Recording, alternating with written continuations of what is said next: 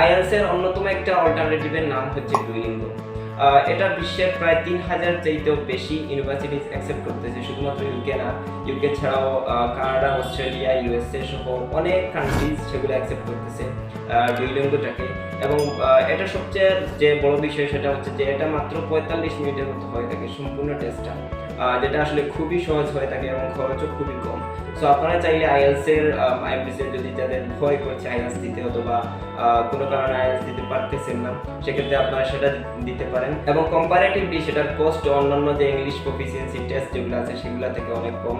So সেক্ষেত্রে আপনারা চাইলে এটি দিয়ে ইউকে কিছু ইউনিভার্সিটি রয়েছে যারা অ্যাকসেপ্ট করতেছে ডুওলিঙ্গোটাকে।